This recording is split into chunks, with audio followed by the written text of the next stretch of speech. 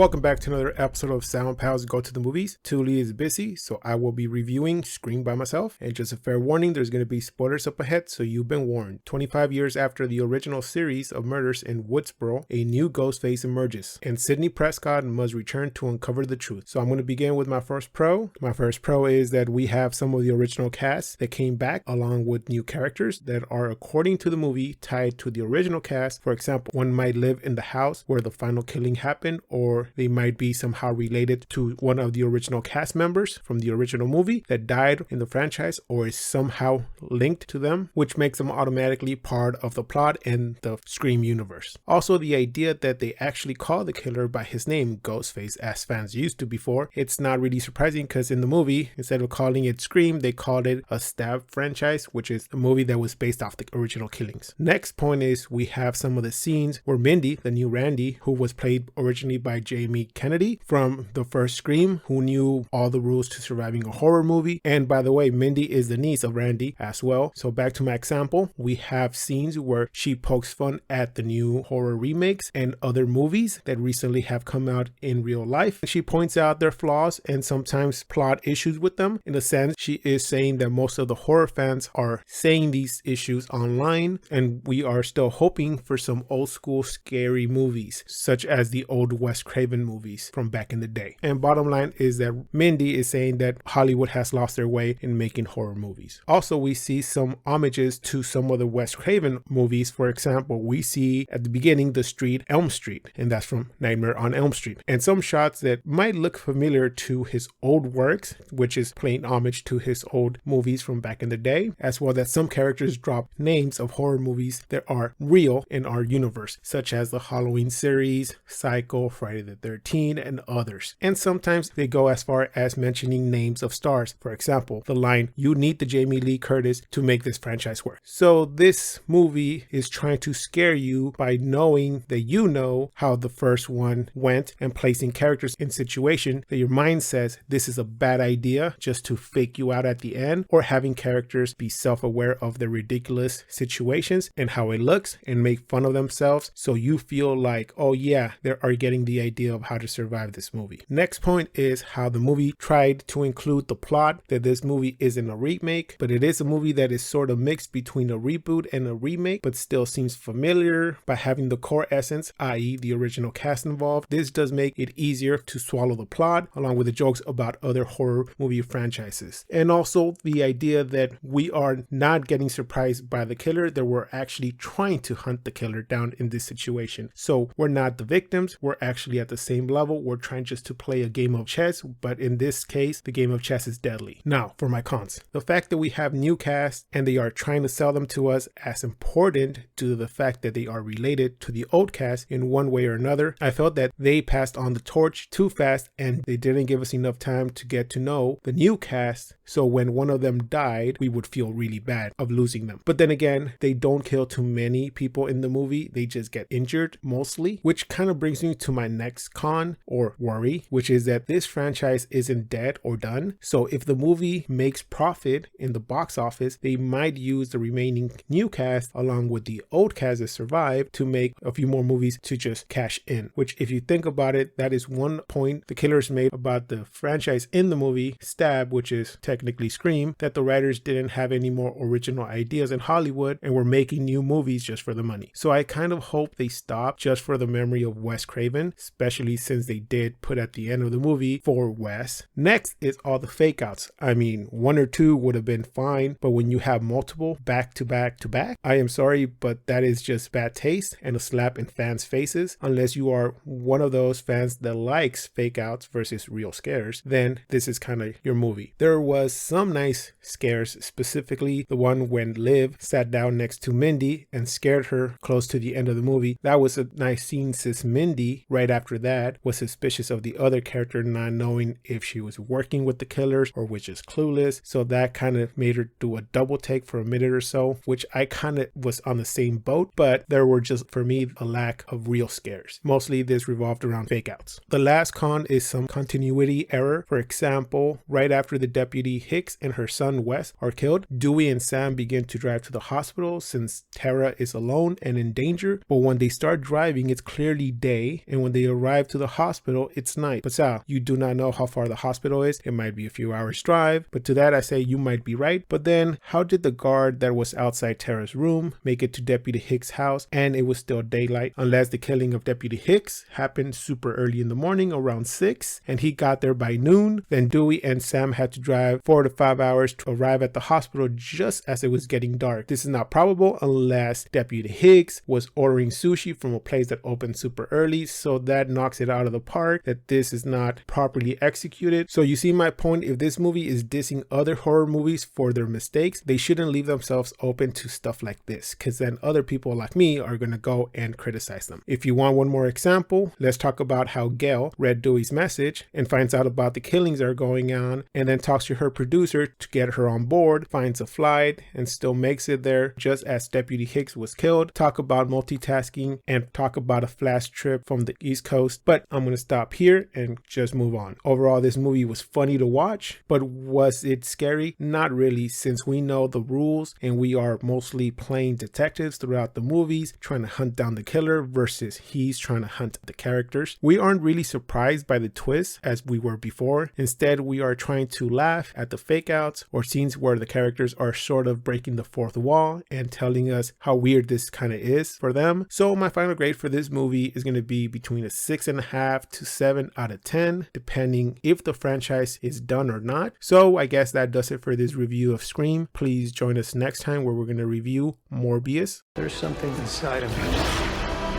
He wants to hunt and consume blood. Please like, comment, and subscribe. You can find our social media links below. And like always, keep watching movies.